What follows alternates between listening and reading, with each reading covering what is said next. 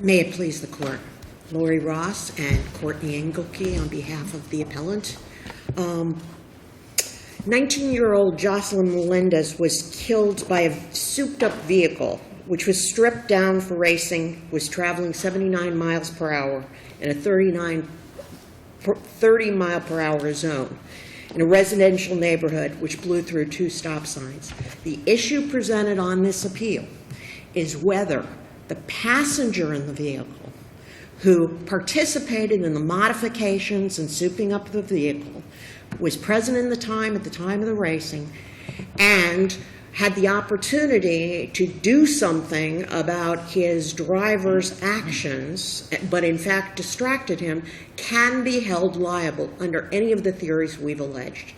This case was dismissed with prejudice on a motion to dismiss for failure to state a cause of action.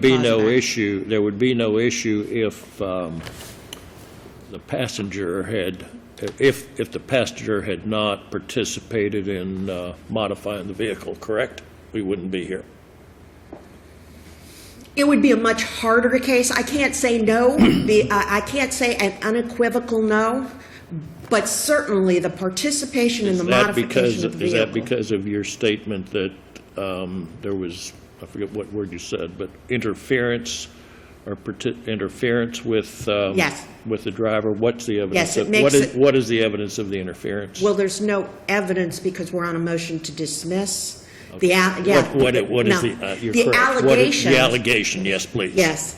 That's correct. And I stand corrected. It's supposed to work the other way. That's all right. It's okay, Your Honor. I understand perfectly. The allegations in the complaint were, number one, that the parties were acting in concert with regard to the souping up of the vehicles. That was specifically alleged. What about that? As to paragraph 34 of the complaint, it says that the passenger distracted the driver by engaging him in conversation and knew he wasn't looking. Paragraph 43 said that he had sufficient time and opportunity to protect and take evasive action and failed to do some or attempt to control, which falls under the exceptions that we've cited, which are well established.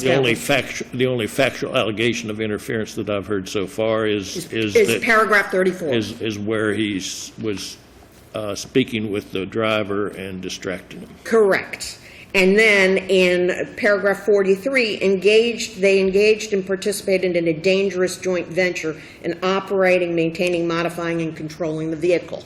So while I agree with you that it would be a much weaker case absent, I can't say, and you can't have those kind of hard critical lines when you're talking about passenger liability. Would you agree that this falls short, though, of the factual scenario in Roos, R-O-O-S, the first DCA case? Because that one refers to, number one, being in a superior position to the driver, and number two, giving affirmative advice to the driver. This was a backing up. Yes, I agree that it's different from Roos, but there is more here than Roos in terms of the concerted action between the driver and the passenger to engage in the street racing.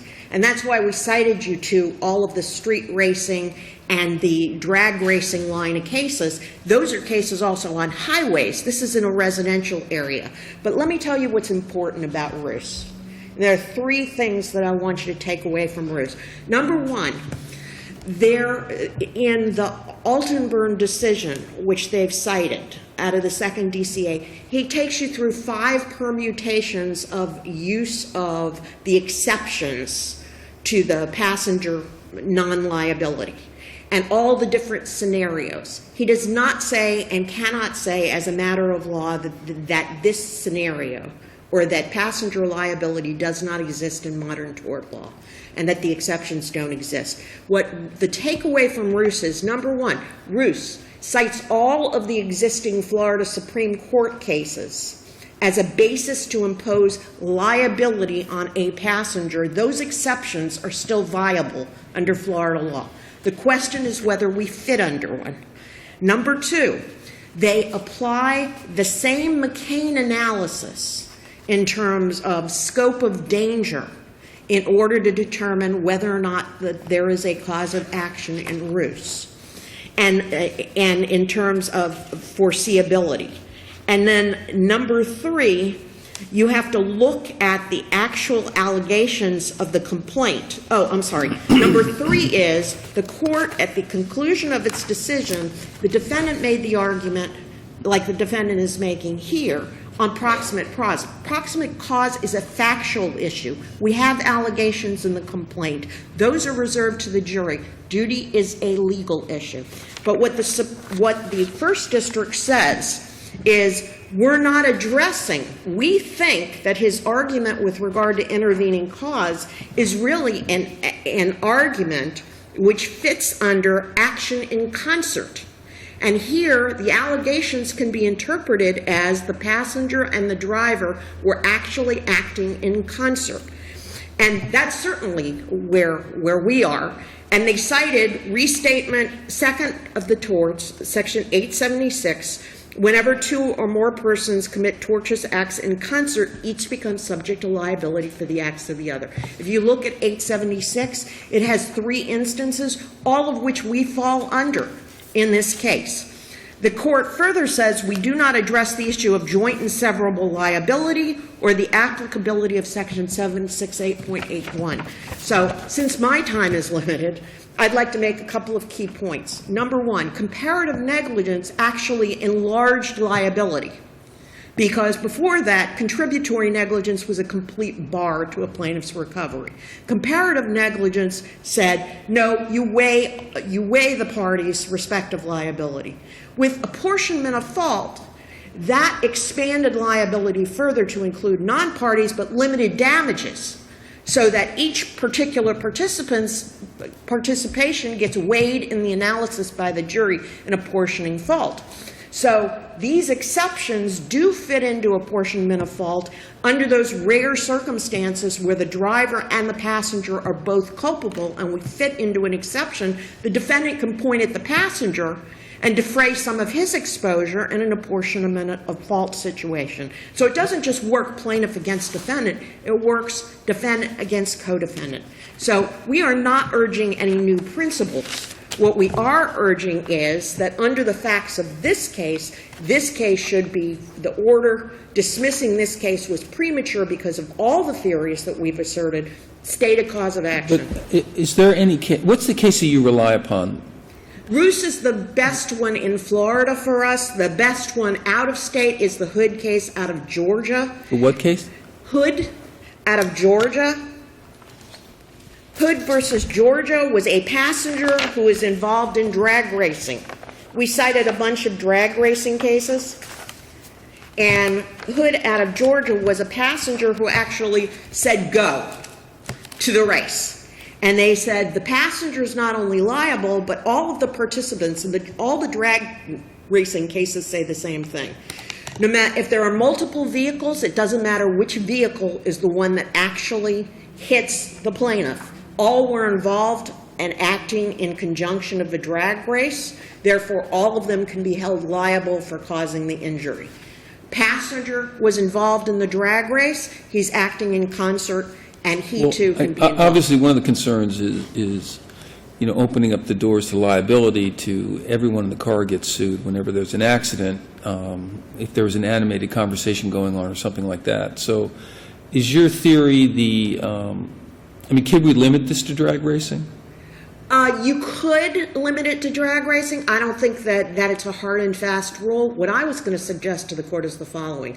What the Roos court also indicated, because they have raised valid policy reasons, valid policy arguments, and there are valid policy reasons which both relate to liability and to insurance coverage. What the Roos court did was they found that the complaint stated a cause of action, but they certified the issue because of the potential for how this plays out in the future. They certified the issue of liability on behalf of the passenger to the Florida Supreme Court as an issue of great public importance. Which then ultimately denied review.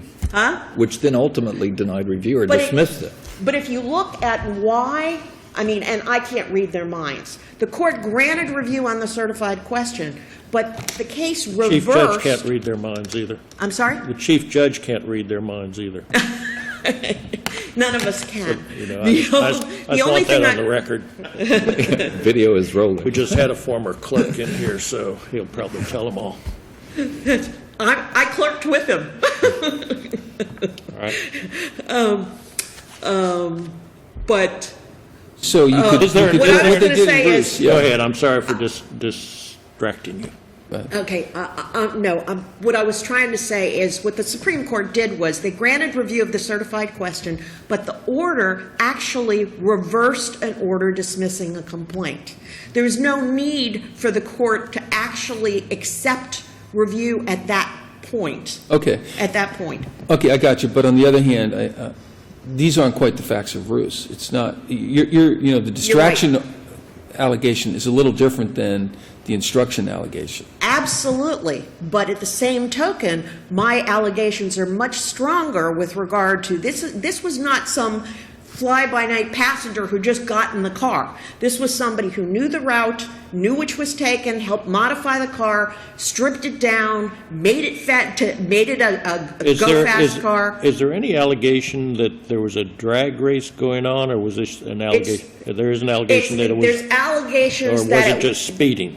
No, We it know what says- the car was The tended for. allegations of the complaint says they were drag racing or speed racing. Speed racing is against a clock as opposed to as against another car.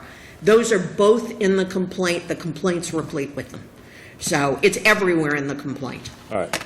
Thank you, So counsel. thank you. For the reasons submitted, this case should be reversed and remanded for Thank you. further We'll give you, proceedings. I don't think I asked you whether you wanted time for rebuttal, but we will obviously give you some 2 minutes. Thank you, sir. May it please the court, Robert Buxbaum appearing for appellee Brian Arnold. Counsel relies on Roos. As Judge Logue pointed out, Roos has nothing to do with this case, actually. If you examine Roos, the situation and the facts of that case was that the passenger gave affirmative advice to the driver, passenger was in a superior position. The driver relied on that advice to back up, and that court said that that constituted basically the Undertaker doctrine by injecting himself into how to go about driving, what to do, how to back up. He affirmatively assumed a duty. We don't have any of that in that case, and in fact, the Roos case says, limits it to those circumstances. A cause of action like the one against Morrison, the passenger, will only arise if it can be proven that the passenger actually agreed to determine whether the driver's intended path of travel was clear and failed to use reasonable care in making that determination. Don't have any of those facts in this case. What we've got, and what the best they've provided, is 4 50-year-old cases from other states. The Hood case that was mentioned is, again, a passenger signaled the start of a side-by-side drag race. We don't even have a side-by-side. The allegation in this case is that this was a speed race, or whatever you call them. There may One not car have- speeding. One car speeding on a clock. A speed race is the allegation, as I understand it. Why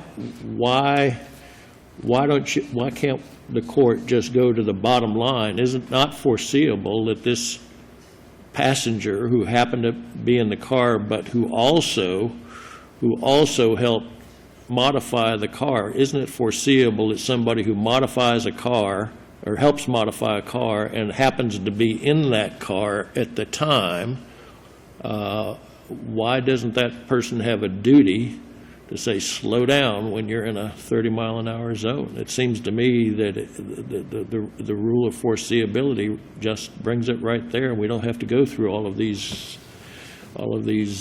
winding paths. Well, Tell the me answer- why. When you examine, the answer is simple, Judge. When you examine the purpose of the exception that they're relying on to no passenger liability, the exception was originally created so that the passenger's cause of action against the driver would be barred by contributory negligence. That's historical So why don't we context. create another exception, or just, we don't need any exceptions, this is a question of duty. Duty, all negligence law, the only thing it's all about is risk shifting, it's called, I think, risk shifting. Here you have a person who participated in modifying a car. You know when you're modifying a car that you're modifying it so it goes faster. He happened to be, now maybe you can modify that car and hope that it gets used where there are no people. It happened to be in the middle of an area, and they went 30 miles an hour, and the person didn't say slow down. Isn't that a foreseeable? Is it not foreseeable that if you modify a car and put it, that car is going to get raced somewhere, and in a 30-mile-an-hour zone, it's, you have a duty to say, this is not what this car is for. Well, I just don't see why you can't just go straight to it, foreseeability. I understand, Judge. I understand the question. That would be creating an entirely different exception that doesn't presently exist under Florida law, number one. So why shouldn't we do that? We're the court. Well, because if you do that, first of all, there's nothing tortious about modifying a car in and of itself.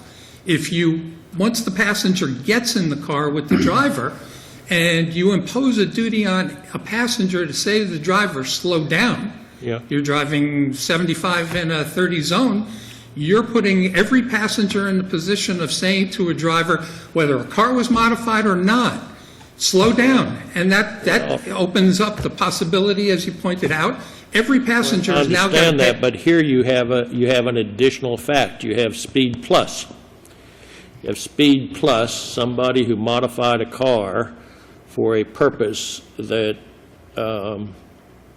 one would hope it would not be used for. So you have speed plus. This is not just any old passenger. This is speed plus.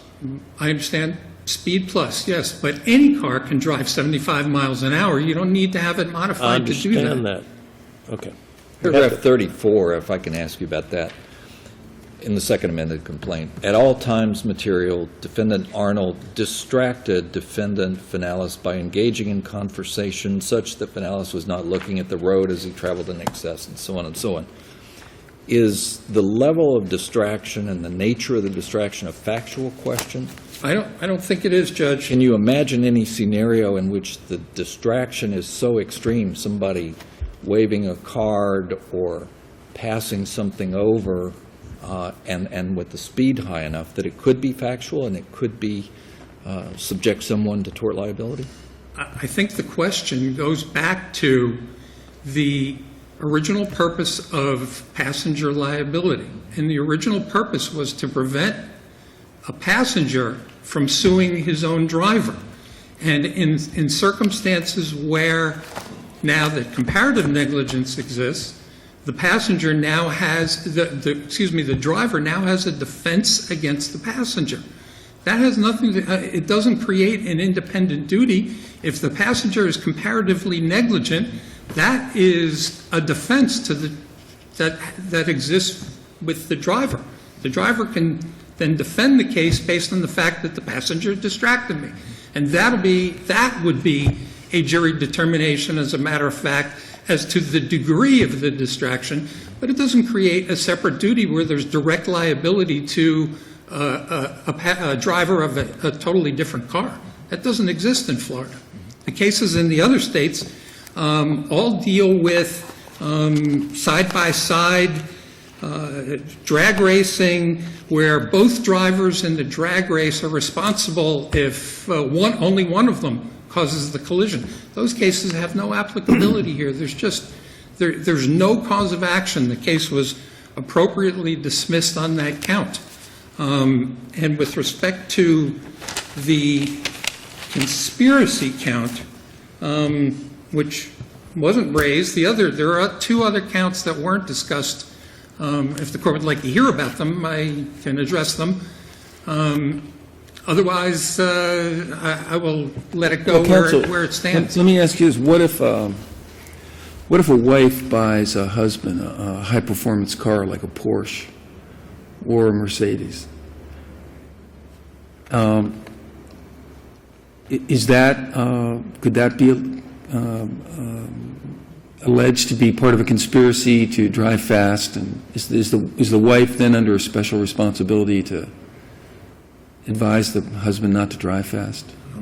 I think the clear answer to that one is no. No. No, I mean, no, that happens every day, and that was my original point. Every car can go 75 miles an hour, especially high-performance vehicles that you're talking about. The fact that there was anything done to this car in advance of speeding, and quite frankly, the real issue here was the fact that the driver blew through 2 stop signs. There's no issue, there's no duty to this driver in Florida under those facts. Thank you, counsel. Okay. What if it was a Porsche? Pardon me? But a Porsche would be If you want different. to ask a question, go ahead. Yes. I'm sorry, thank you. If the wife was in the car and didn't advise the husband either before driving, during driving, and they get into an accident and the wife wants to sue her husband, the husband can certainly defend by saying, the wife had a duty to tell me, as ridiculous as it sounds, my wife had a duty to tell me to slow down because this car goes very fast. Shift into 3rd or 4th gear, you're at 75 miles an hour. Thank you, counsel. Let me try and grab the questions one at a time. Judge Logue, I would agree with him. Buying a Porsche, a high-speed car, is not subject to the exception. However, what we're talking about here is souping up a car, modifying a car, stripping all the safety equipment out of the car, souping up the car with a high-volume engine, and then using it, and you'll see in paragraphs 10, 11, 12, it was for drag racing, street racing, and operating illegally. The allegations are there. To go to Judge Salter's question with regard, can I envision a situation of distraction? Very easy one. Passenger is watching or playing video games on the front seat of and sharing his video games or his movies with the driver, thereby distracting him. Yes, can I foresee liability in those situations? Yes, because those are distractions. But you don't look at isolated events. The issue is whether when you look at all the allegations, does the complaint state a cause of action? And we are not creating a new duty. The 3 exceptions, which are used in a variety of 5 different contexts, one of them was, and this is an established exception, falls right into the duty that Judge Shepard was inquiring about, where the passenger knows or should know that the driver is not exercising the degree of care essential to the passenger's safety. The law imposes a duty to warn, protest, or take other suitable action if, and there are 2 ifs, both of which we pled, the occupant knows it's reasonably essential to his safety to warn or control, and 2, there's sufficient time. We say all of that. This complaint stated a cause of action under the existing exceptions. The other 2 counts, I simply rely on my briefs. Insufficient time. Thank you very much. Thank you all. Next.